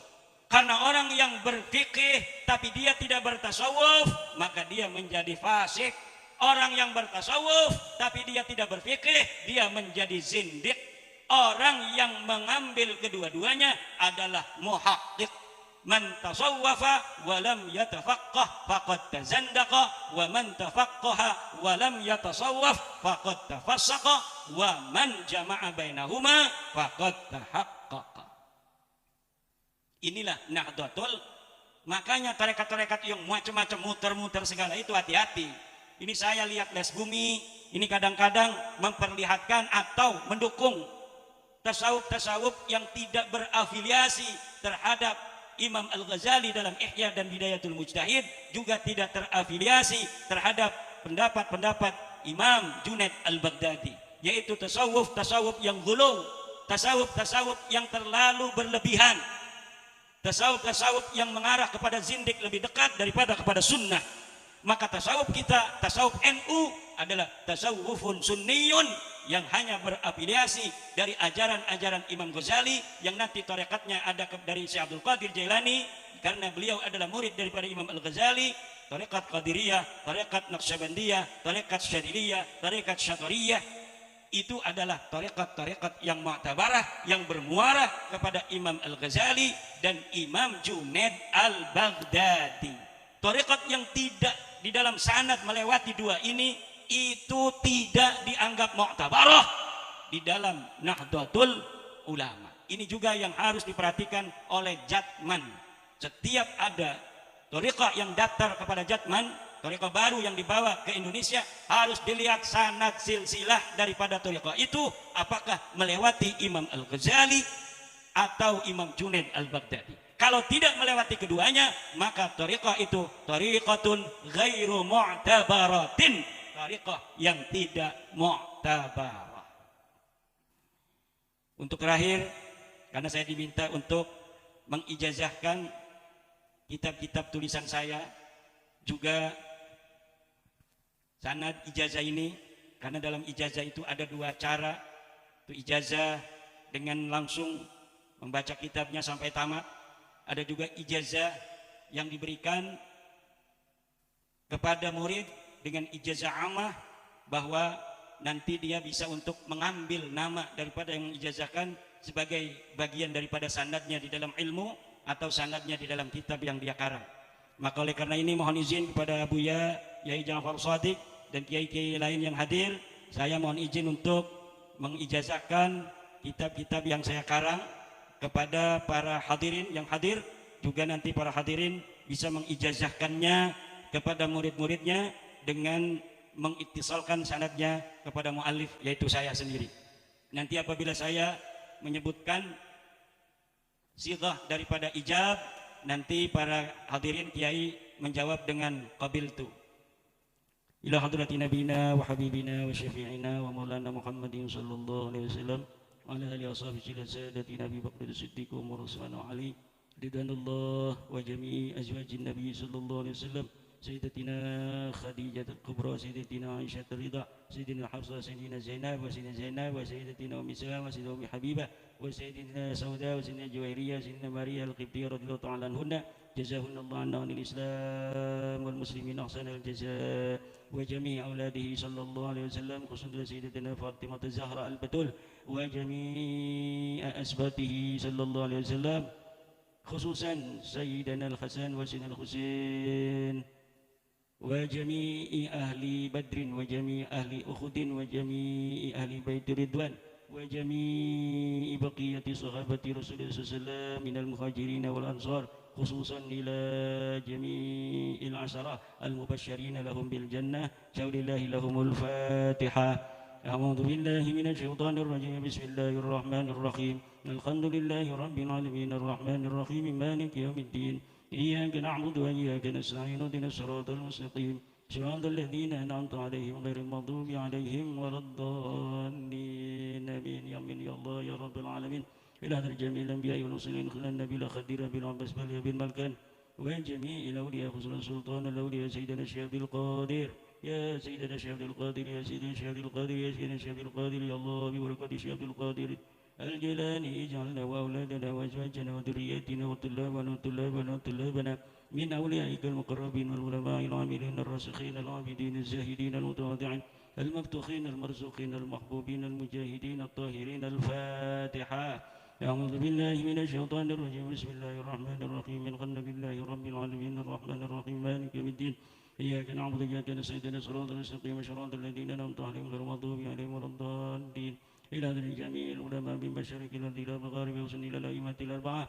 إمامنا الإمام أبي حنيفة وإمامنا الإمام مالك وإمامنا الإمام الشافعي وإمام أحمد بن حنبل وجميع الأخيرين عنهم إلى يوم القيامة خصوصا إلى جميع الأولياء التسعة وجميع المؤسسين لنهضة العلماء خصوصا أبا حاشم الشريعة وحبس الله ومسجد سنسري وجميع آبائنا وأمهاتنا خصوصا إلى جميع مشايخنا إلى الرخي شيخ سنواني بن عبد العزيز شيخ عبد الله بن عبد الشيخ جبلي بن عبد الشيخ سعراني بن عبد الشيخ سنجا بن قاسم وشيخ يدم يدي بن هاشم بن محمد بن وشيخ بسطامي بن كيجسوتا وكيس البصري كراوكي بدرو وردواكي يوسف Ketua jami iman fi perahyangan khusus di nama mengentur mama sempur wa jami man fil jawa minal awliya wal ulama jami abaina umatina wa jamil mu'minina wal muslimin samad khususan ila anfusina Allahumma ij'alna min ahlil khair wa ahlil ilmi الفاتحة أعوذ بالله من الشيطان الرجيم بسم الله الرحمن الرحيم الحمد لله رب العالمين الرحمن الرحيم مالك يوم الدين إياك نعبد وإياك نستعين صراط المستقيم صراط الذين أنعمت عليهم غير المغضوب عليهم ولا الضالين أيها الحاضرون أجزتكم جميع مؤلفات الفاتحة أعوذ بالله من الشيطان الرجيم بسم الله الرحمن الرحيم الحمد لله رب العالمين الرحمن الرحيم مالك يوم الدين إياك نعبد وإياك نستعين صراط المستقيم صراط الذين أنعمت عليهم غير المغضوب عليهم ولا الضالين آمين آمين آمين. Moga manfaat, ilmu kita manfaat semua, derajat kita ditinggikan oleh Allah semua, anak-anak kita juga menjadi imaman linnas wa imaman lil muttaqin. Ini ada beda antara imaman linnas dan imaman lil muttaqin. Kalau imaman linnas itu anak cucu kita bisa jadi DPR, bisa jadi presiden. Kalau doanya imaman lil muttaqin saja, imam bagi orang bertakwa hanya ada di masjid, hanya ada di pesantren. Maka kalau kita doanya Allah waj'alna imaman lil muttaqin saja, waj'alna lil muttaqina imama, kan itu anak kita semuanya jadi kiai. Tapi kalau ditambahin waj'alna linnasi imama, itu anak kita bisa jadi pejabat, bisa jadi presiden, bisa jadi DPR, bisa jadi bupati. Karena Nabi Ibrahim itu oleh Allah disebutnya inni ja'iluka linnasi imama, aku jadikan engkau adalah imam bagi manusia. Akhirnya Nabi Ibrahim jadi imam bagi manusia dan keturunannya yang saleh. Karena Nabi Ibrahim mengatakan, kata Allah, qala inni ja'iluka linnasi imama. Kata Nabi Ibrahim, wa min dzurriyyati, keturunanku semua ya Allah. Tidak, kata Allah, la yanalu ahdidz zalimin. Qala la yanalu ahdidz zalimin, kata Allah, kalau yang zalim dari keturunanmu tidak akan menjadi imam bagi manusia. Maka berarti yang saleh dari keturunan Nabi Ibrahim itu akan menjadi imam bagi manusia. Nah, kalau yang waj'alna lil muttaqina imama itu didoakan oleh ibadur rahman. Ibadur Rahman itu para ulama-ulama saleh, para kiai. Para kiai memang pengen anak cucunya hanya jadi kiai, enggak mau jadi DPR. Maka yang didoakan cuma menjadi imam bagi orang bertakwa. Imam orang bertakwa hanya ada di masjid, dia jadi pemimpin sholat tarawih. Itu namanya imaman lil muttaqin. Kalau imaman linnas, maka itu orang yang Islam jadi anak buahnya, orang yang toleh jadi anak buahnya, orang ahli maksiat juga anak buahnya. Makanya lebih berat menjadi imaman linnas. Makanya kiai-kiai itu pengennya enak aja, imaman lil muttaqin ya udah nurut semua itu. Tapi kalau imaman linnas kayak Kiai Ma'ruf Amin dengan Pak Joko Widodo, dicerta, dicaci. Kenapa? Karena yang jadi anak buahnya banyak orang maksiat. banyak orang yang nggak saleh, makanya harus ada tapa brata. Nabi Ibrahim itu kata Allah, Allah jadikan qala ini ja'iluka linnas itu setelah tapa brata. Wa idibtala Ibrahima rabbuhu fa'atammahun. Ketika Nabi Ibrahim dijajal, ditempa oleh Allah dengan cobaan-cobaan, fa'atammahun, Nabi Ibrahim berhasil melewatinya. Baru kemudian qala inni ja'iluka linnas, karena engkau telah selesai selamat dari ujian, lulus dari ujian, maka aku jadikan inni ja'iluka linnasi imama. Makanya banyak jarah dimakan para wali. Tanyain Pak Jokowi apa sering jarah, nggak tahu saya kan, tapi kira-kira menurut saya itu tukang jarah, tukang tapak, tukang tafakur. Menjadi seorang raja besar di Indonesia dari Sabang sampai Merauke 270 juta bukan sesuatu yang mudah. Lebih hebat dari Hayam Wuruk, lebih hebat daripada Raja Aceh Malikus Saleh, lebih hebat dari Sunan Gunung Jati Syarif Hidayatullah yang hanya wilayah Banten dan wilayah Cirebon, wilayah Majalengka, lebih hebat daripada Prabu Siliwangi Presiden Jokowi itu. Maka menjadi turunan Presiden Jokowi itu lebih hebat daripada turunan Prabu Siliwangi, saudara-saudara. Makanya awas, hati-hati nih tukang-tukang sejarah, jangan sampai nanti Madudin nyantolin jadi cucunya atau anaknya Pak Jokowi seperti tadi itu. Karena sekarang banyak yang orang nyantolin karena dia sudah berprestasi, kemudian dia supaya lebih hebat bikin cantolan-cantolan nasab itu. Bahkan kuburan-kuburan baru banyak sekarang yang didirikan untuk agar supaya dianggap leluhurnya itu banyak jasa di negeri kita. Padahal prestasi leluhurnya ketika hidup tidak ada, dibikin-bikin ceritanya. Sekarang sejarah proklamasi diubah. Siapa yang menentukan hari proklamasi? Siapa yang menjadi pencetus hari proklamasi? Siapa yang mencetus Nahdlatul Ulama? Semuanya dirubah oleh orang-orang yang gila hormat. Orang-orang yang dia sekarang pengen dihormati dengan cerita-cerita palsu tentang jasa-jasa leluhurnya di masa lalu. Padahal ketika hidup, leluhurnya hanya jadi seorang pengkhianat. Tetapi mereka sekarang ingin dimuliakan, ingin dihormati. Hati-hati, sejarah kita harus dijaga. Jangan sampai dirubah. Kalau sedikit ada orang ceramah membuat sejarah-sejarah yang tidak sesuai dengan fakta sejarah, harus langsung anak-anak NU, anak-anak Ansor, anak-anak Pagar Nusa bikin video tandingannya agar sejarah palsu ini jangan menyebar di tengah masyarakat tanpa ada yang mengkoreksinya. Demikian, mudah-mudahan manfaat. Wallahul muwaffiq ila aqwamit thoriq. Wassalamualaikum warahmatullahi wabarakatuh.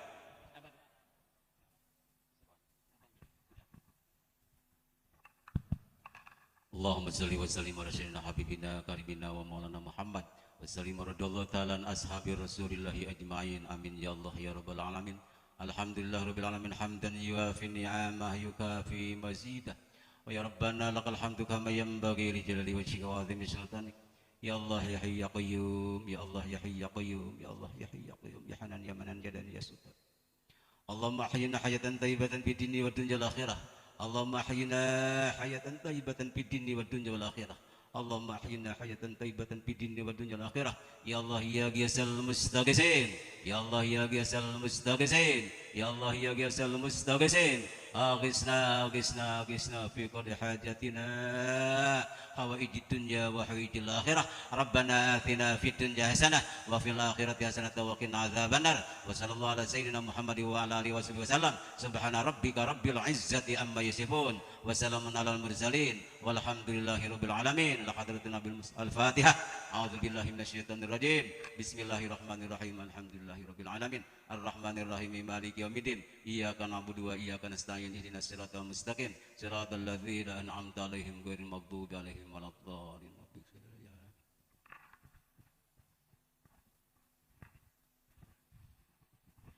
Makanya jumbo kadang-kadang pernah zaman saiki wis luar biasa untuk membedakan ndi sing bener, ndi sing ora ya.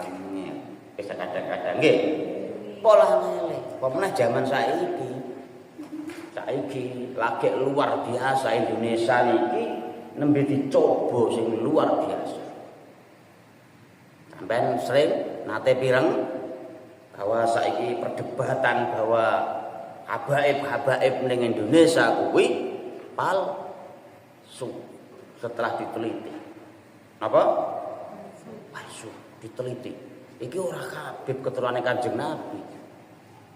Diteliti jenenge Kiai Imaduddin Usman Al-Bantani ku neliti iki Habib kok kelakuane ngene, kok ngajak perang terus, kok ngajak demo terus. Nggih ta? Sithik perang, sithik demo, sithik maido, ulama dipaido nggih. Niki kan maido ulama dipaido wis salah-salahno.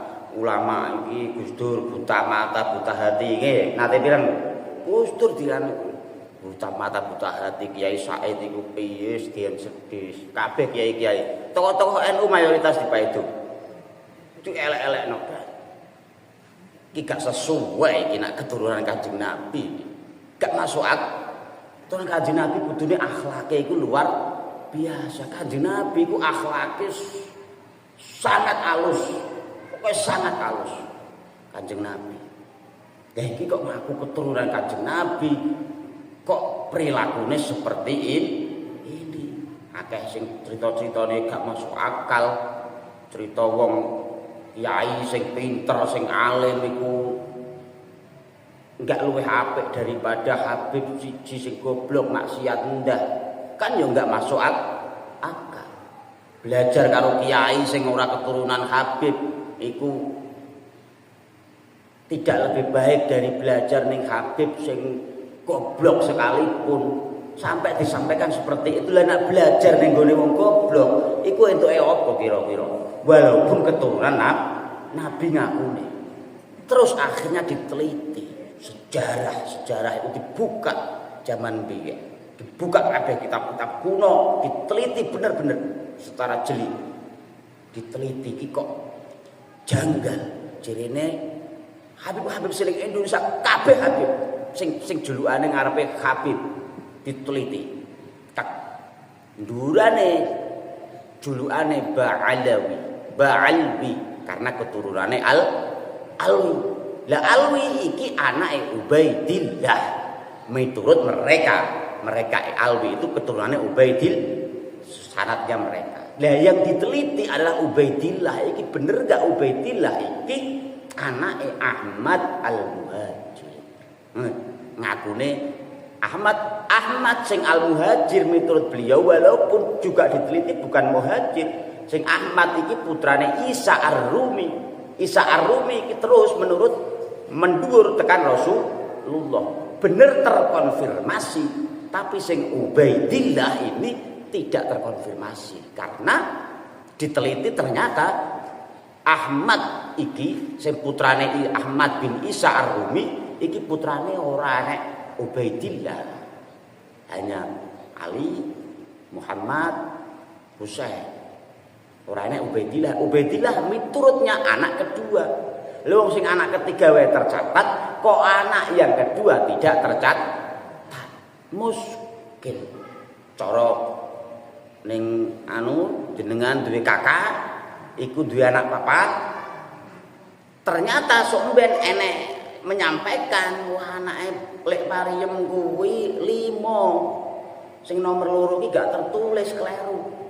Jenenge Markona. Kan itu gak masuk akal.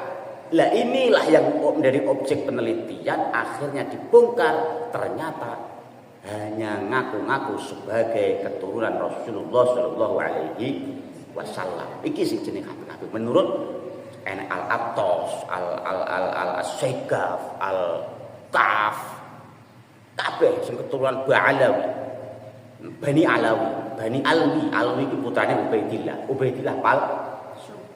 Akhirnya diteliti, dipadukan lagi dengan ilmu filologi, ilmu sejarah. Diteliti kitab-kitab kuno iki kitab iki jine diomong tahun 400 Hijriah. Diteliti nganggo kajian ilmu filologi ketemu. Iki kertasnya jine tulisan karangan tahun 4 Hijriah. Diteliti ketemu gak? Iki kitab karangan tahun 2000 ketemu. Polpene ketemu, iki polpen ora tahun 400 Hijriah. Iki polpen pilot iki sing digawe ketemu. Dengan kajian ilmu filologi yo enggak terbukti. Ditambah dikuatno lagi dengan kajian ilmu tes DNA. tes DNA niku dites darahe utawa rambute macam-macam utawa idune dites. Wong akan ketahuan dengan tes DNA jenengan anake sinten niku ketahuan. Tes DNA mendhuwure keturunan Kanjeng Nabi kuwi harusnya haplogrupnya J. Ternyata Habib itu mayoritas. G niku mayoritas keturunan Yahudi Askenazi. Enggak enak jalure blas. Lah kena apa kok dibongkar? Kena apa kok disampaikan terus? Karena gerakannya sudah berbahaya. Maidu ulama-ulama kiai-kiai dipaidu, direndahkan. Terus ditambah lagi sejarah NU dipalsukan. Sejarah NU Sejarah NU berdirinya NU iku Mbah Khalil Bangkalan sing sampean ngerti nggih. Mbah Hasyim Asy'ari, Mbah Abbas Bullah.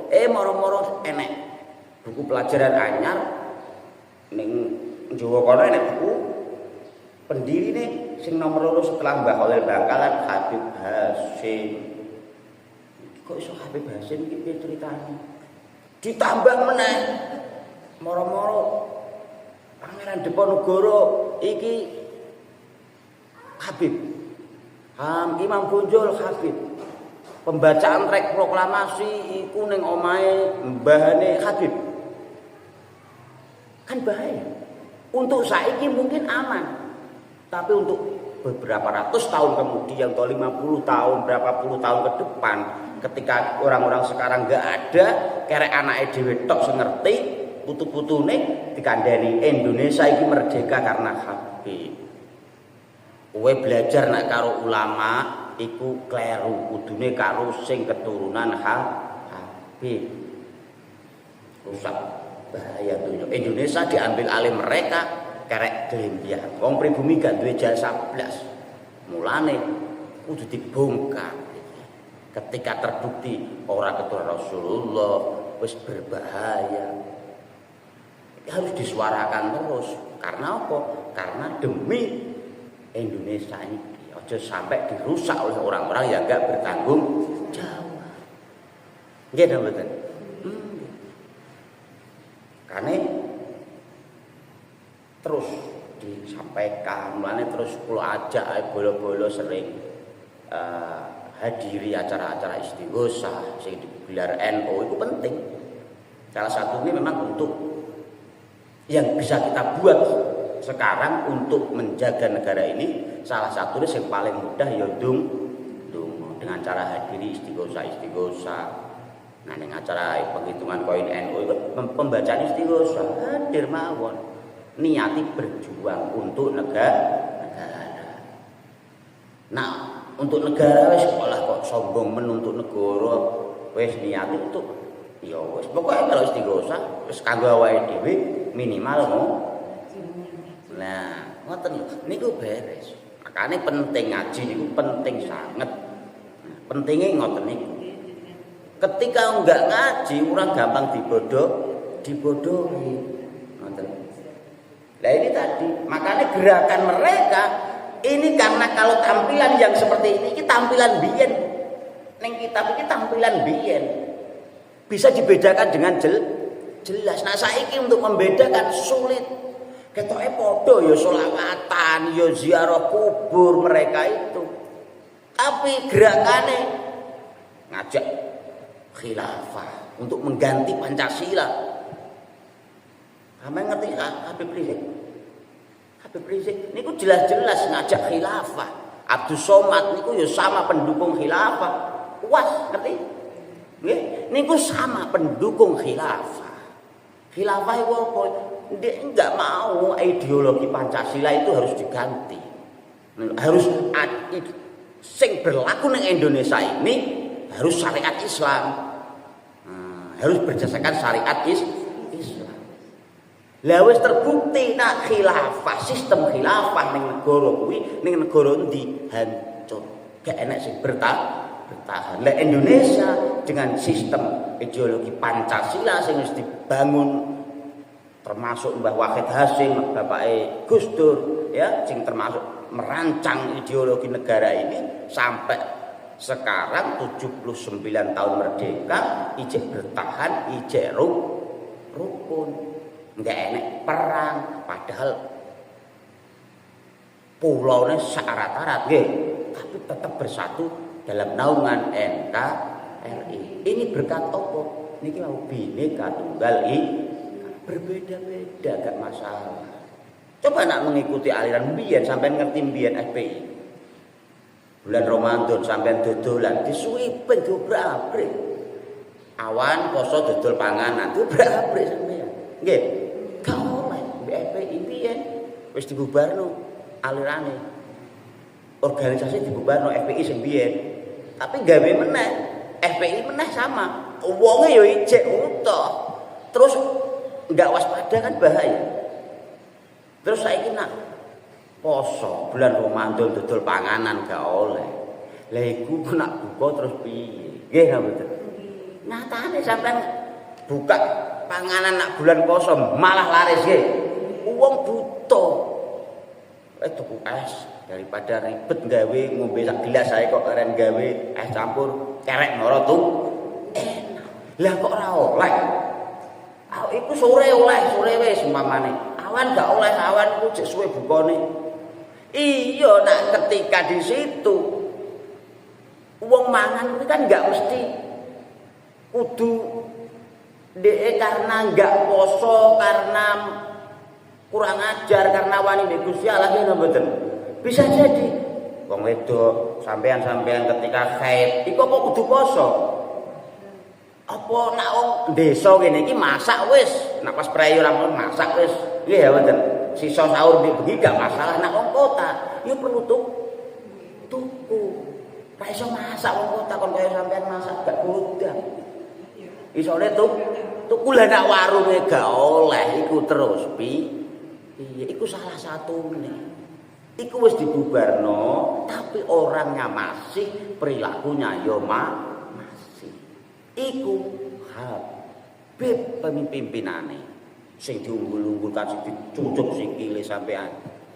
Ane wis sing paling aman ya wis melok kiai-kiai sing asli wong Jawa dhewe wis beres ngundang pengajian yo kiai-kiai Jawa wis gak usah hobi. Makane kula pokoke terus ngomong. Saiki Habib tinggalkan dulu. Kenapa kok ngomong ngono? Karena berbahaya. Berbahaya, ajarannya berbahaya mayoritas. Wis yo iku wis ora kabeh elek. Enek sing apik. Kula mbiyen niku jember nambah sing jenenge Habib Rizik karena perilakunya kasar, gak karuan. Kula ijek melok sing jenenge Habib Lutfi. Karena kalau ketoke nasionalis sampai kula biat thariqah beliau, thariqah Sadziliyah. Thariqah napa? Sadziliyah. Buri-buri ternyata sama. Karena diduga bukune niki thariqah niki dipalsukan. Mursyid thariqah iki sakjane saka wong pribumi kok moro-moro dadi As-Sayyid Al-Habib. Kok dihabibno? Moro-moro enek makam palsu ning kono. Makam-makam palsu. Sing terduga ya Habib lho. Berarti doa. Wes saiki selawatan Habib Syekh wis wong JNU nggih napa mboten? Buri-buri padha wae. Selawatan ya Habib Syekh, selawatane padha Habib Rizik gurune NU. Gaya emosi lho. Wong NU awake dhewe. Wong Habib Rizik kuwi sing maido Gus Dur, maido NU, mbek Habib Syekh diarani ngomong Habib Rizik gurune ini bahaya. Bahaya. Makane melok iki NU insyaallah. Kiai-kiai sing NU wis sing wong Jawa asli, sing ajarane terbukti gak kakek polah. Nggih, ngundang yo murah. Ngundang kiai-kiai mesti gak mahal. Benar kena Habib puluhan juta. Kalau Habib Syekh kok kene, kok bayar 20 juta gak ngerah gelem. Jamin, sampean ngundang Kiai Said kok kene 10 juta. Kaken. Betul nggih? Bismillahirrahmanirrahim. Penting iki makane kula sampeno terus, kula sampeno teng pundi-pundi. Ngoten nggih. Ngoten nggih. Qultu wa la'alla wajhahu wallahu a'lam bis-shawab. Al-Fatihah. Alhamdulillah, terima kasih sahabat-saudaraku sekalian yang telah mengikuti sampai akhir. Semoga bisa memahami tentang polemik nasab ini yang diributkan apakah selama ini. Ini agar semua bisa paham bahwa memang kita semua yang mendukung Kiai Haji Ma'ruf bin Utsman Al-Bantani, terutama Kiai Haji Ma'ruf bin Utsman Al-Bantani dalam hal mengkaji nasab ini bukan atas dasar kebencian terhadap mereka, justru atas dasar kecintaan beliau kepada para habaib ini, agar mereka tahu bahwa posisinya memang setelah diteliti nasabnya tidak tersambung dengan Rasulullah Shallallahu Alaihi Wasallam, terputus selama 550 tahun lebih ya, 500 tahun lebih ya terputusnya. Oleh karenanya mari kita saling memahami tentang polemik nasab ini ya. Jadi perbedaan tidak harus menyebabkan kita bermusuhan. Berbeda harus tidak masalah ya, perbedaan bagi siapapun yang masih yang meyakini berhusnuzon bahwa nasab Ba'alawi ini tersambung, ya silahkan monggo. Cuman bagi kami adalah sudah selesai bahwa nasab Ba'alawi ini memang benar-benar tidak tersambung melalui kajian Kiai Haji Ma'ruf bin Utsman Al-Bantani ini dan melalui kajian ilmu filologi dan juga tes DNA. Oleh karenanya atas pencerahan Kiai Haji Ma'ruf bin Utsman Al-Bantani ini kita telah meyakini hal semacam itu, sehingga bagi kami tidak mungkin lagi kita untuk mengingkari kajian ilmiah apa yang disampaikan oleh Kiai Haji Ma'ruf bin Utsman Al-Bantani. Oke saudaraku sekalian, kurang lebihnya mohon maaf. Wallahul muwaffiq ila aqwamit thoriq wal afu minkum. Wassalamualaikum warahmatullahi wabarakatuh.